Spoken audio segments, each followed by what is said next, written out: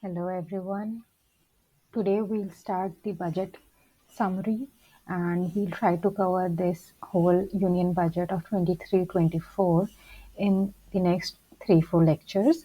Today we'll go through the introduction part. We'll oversee what all key features are there of this year's budget and we'll understand the basics. I am Rachna Sinha. I was All India Rank 10 in the UPSC Combined Defense Service Examination 2018 and an Ex-OTA.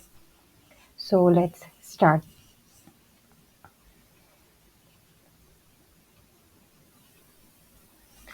So first we'll go through the basics. Now these are some important points on which important MCQs can be easily made.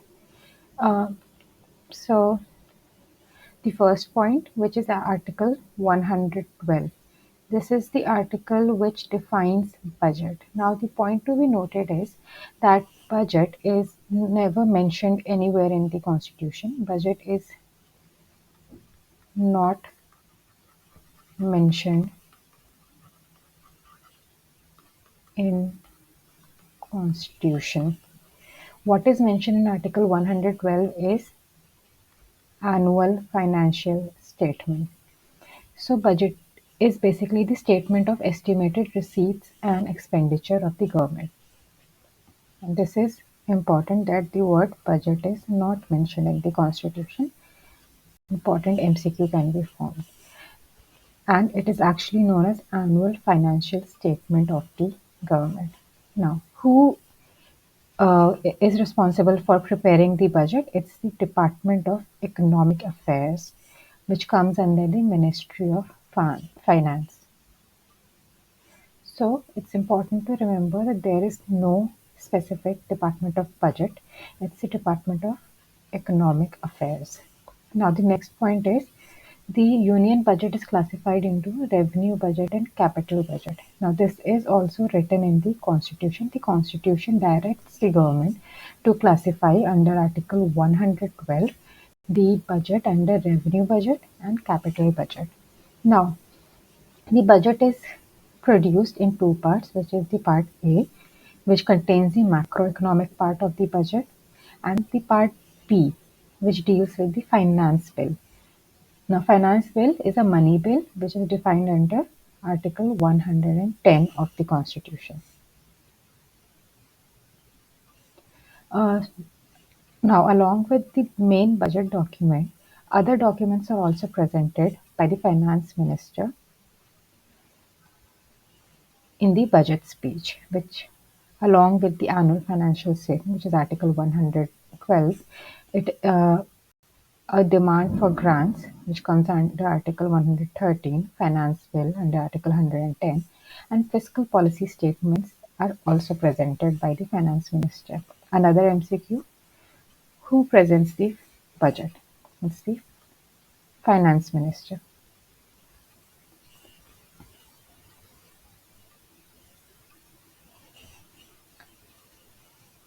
No. So the union budget can be divided into two parts, which is the receipts and the expenditure part. As we discussed, it is mentioned in Article 112, the annual finance statement. Now the receipts part can be divided into revenue receipts and capital receipts, while the expenditure part can also be divided into capital expenditure and revenue expenditure. Now we'll see what forms the revenue receipt part, the capital receipt part, and other parts of the budget. So this is a very important handout. I will be sharing this in the Telegram family, and a lot of MCQs can be formed from this section. So let's see, the budget is divided into receipts and expenditure. Now receipts divided into revenue receipts. What forms part of the revenue receipts? The tax revenue and the non-tax revenue. Revenue, as we know, are the taxes. And also there can be revenue from the non-tax areas. So if we go tax revenue, it can be divided into two parts, which is the direct tax and the indirect tax. Direct tax has the corporate income tax and the personal income tax. Indirect tax has GST, the excise, and the customs. Next is the non-tax revenue. Now, what revenue means is the income of the government. From where the government can get income besides the tax, these are the dividends and profits, the interests,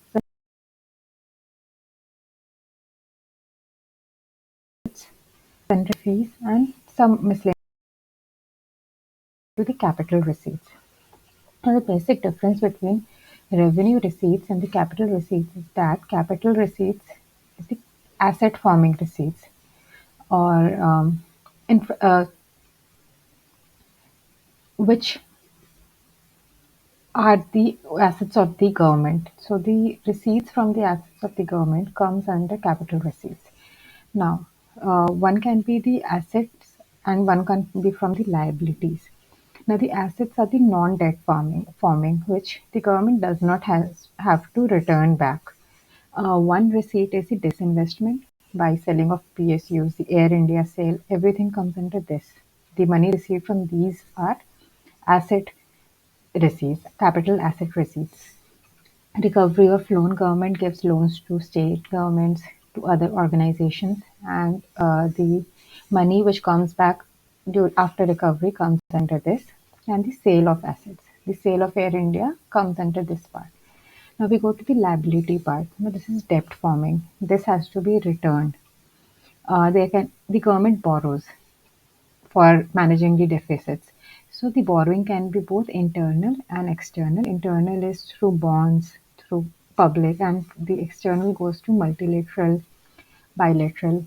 The government borrows from various international banks. That comes under this external receipts, which comes under the liability to debt forming. Now we come to the expenditure side, where the first part is the revenue expenditure. Now, the revenue expenditure is first is interest payment. If the government takes loans, some interest goes every year to that loan giving organization that comes here.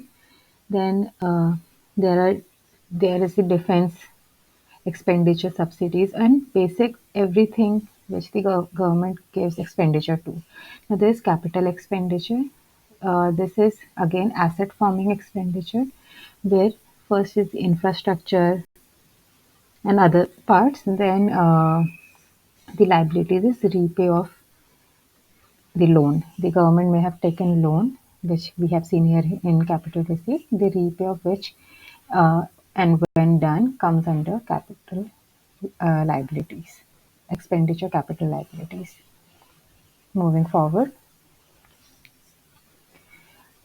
what are the non-debt creating receipts? Now, the whole chart was important, and MCQ can be easily formed. Like what all, like for example, what all are the parts of non-tax revenue? And option A, GST, option B,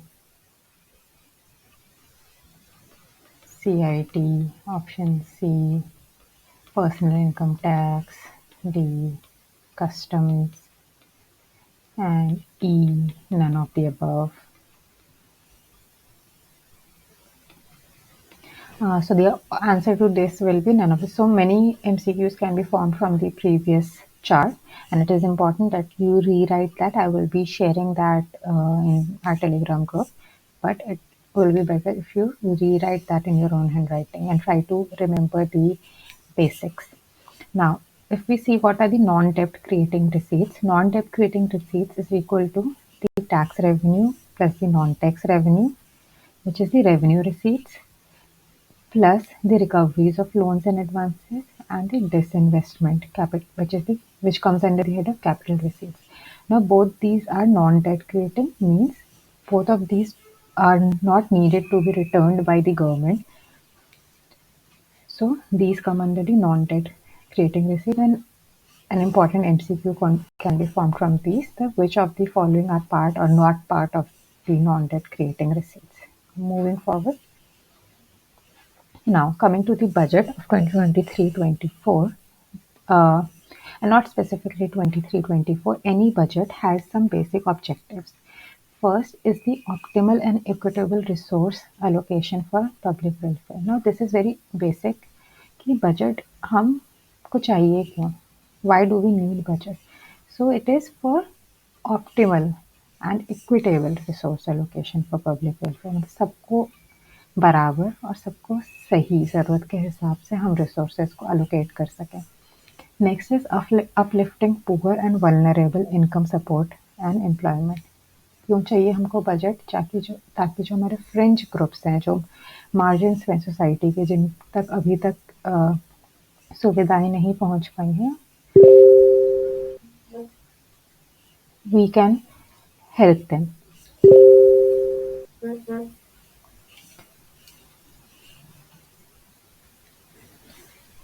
The next objective is fulfillment of basic needs, food, shelter, and housing. Now, what the budget mainly does is allocate resources or money or revenue for these basic things. The schemes, the projects which are mentioned in budget are ultimately fulfilling these basic needs of human life. Next is economic growth, boosting key sectors, capital formation, etc. Now, this is very important thing which the budget does. It allocates the resources for infrastructure, which boosts and tells what amount of budget will be given to which sector of the economy.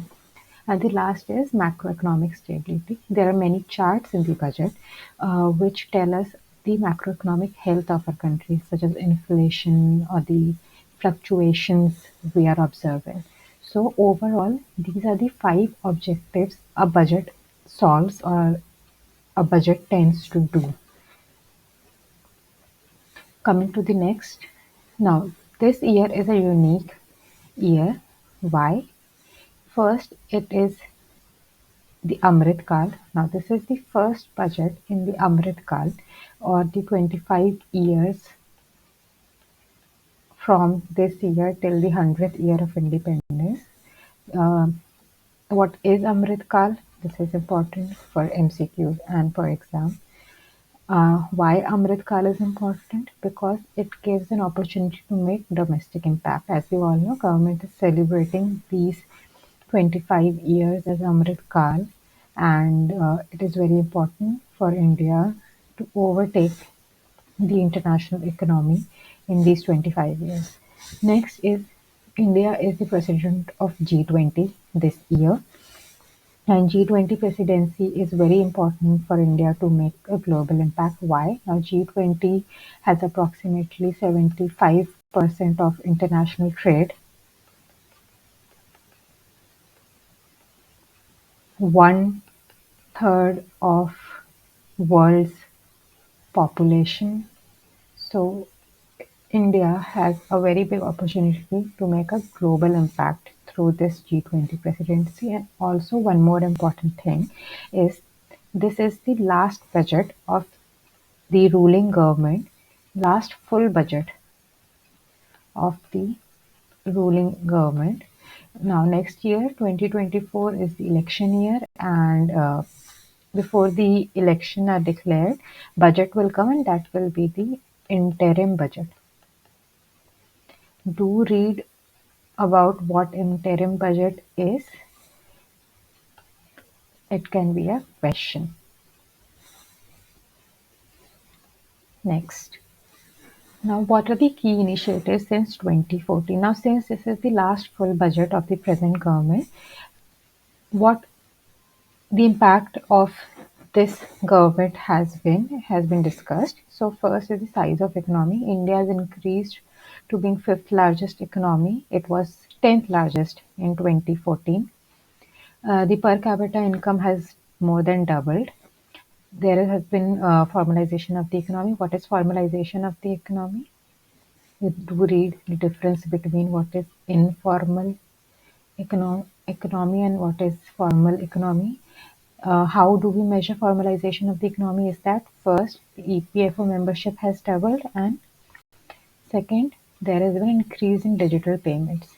And the last point is the efficient implementation of schemes. Now, Swachh Bharat, Ujjwala, and all these schemes have been successfully implemented. So these are the 4 points which the government has highlighted have been the key initiatives since 2014.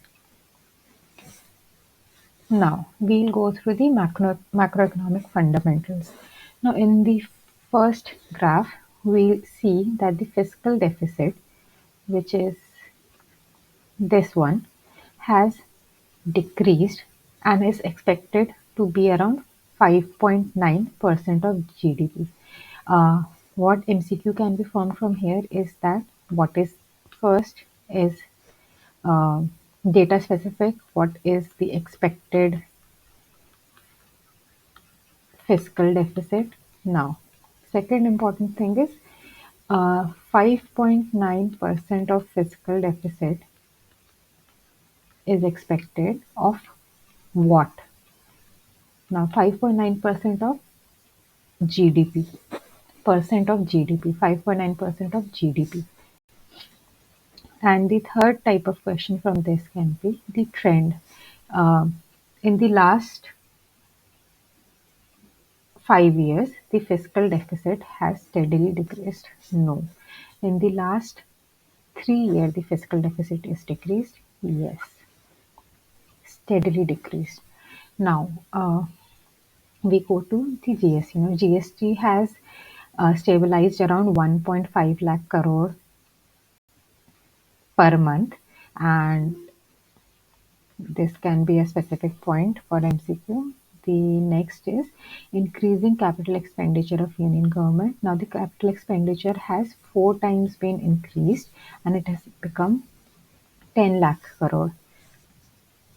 Now the next point is the asset quality. The non, uh, non-performing asset has steadily decreased. Another statement like question can be made. Has the non-performing asset steadily decreased?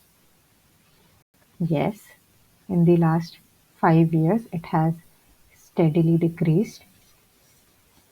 Uh, Now, the main important thing is since even during the COVID period, when the global economy was undergoing recession and even presently we are seeing a period of recession, in the asset quality has improved and the capital expenditure has increased. So these are two important points, and these are two important macroeconomic uh,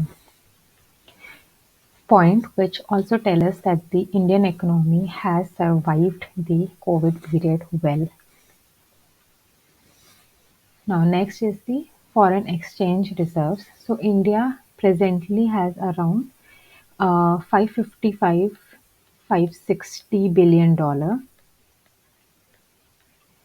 and which is approximately around 13 to 14 months of import reserve, and which averages around 9 months of import. So we had a very high surplus during the COVID period. This is the Q2 of the 2021-22. Now the wholesale price and the retail price have converged. Uh, this particular statement can be important for MCQ purposes. Next, we see that the budget has mentioned that there are three visions for Amrit Kaal. First, there are the opportunities for citizens with focus on the youth. Now, we need to remember these three visions. Direct MCQ can be formed. What are the three visions of Amrit Kaal? A, 1, 2, 3, 4. And you need to select which is or which is not. So remember these opportunities for citizens with focus on youth, growth and job creation, strong and stable macroeconomic environment.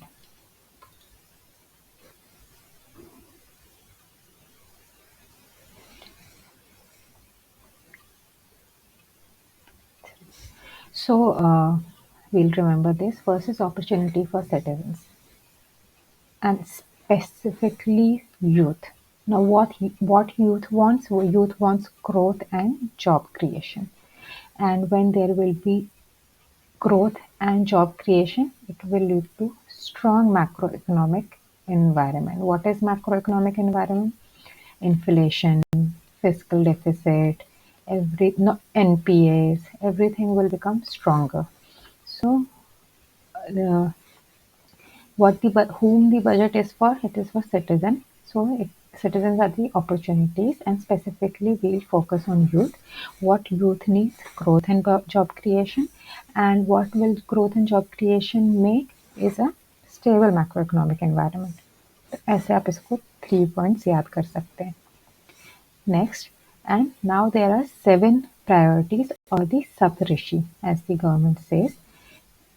We'll start with inclusive development, reaching the last mile, which deals with our tribal population and specifically the PVTGs, our youth power, the financial sector, the green growth, unleashing the potential, and infrastructure and investment. 7, we'll try to remember them. We'll start with inclusive development.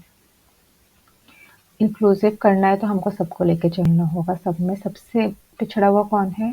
Tribals are और दी particularly vulnerable tribes और reaching दी last mile. Now last mile हम पहुंच गए, उसके बाद हमको youth को cater करना है, दी यूथ पावर. हमको अपना फाइनेंस भी स्ट्रॉन्ग करना है. Then India has the International Solar Alliance, everything. So we are very much fond of green growth. Next is unleashing the potential. And the last is infrastructure and investment.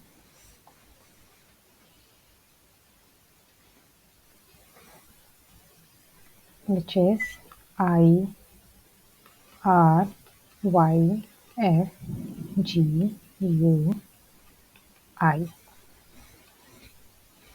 We'll try to make something out of this.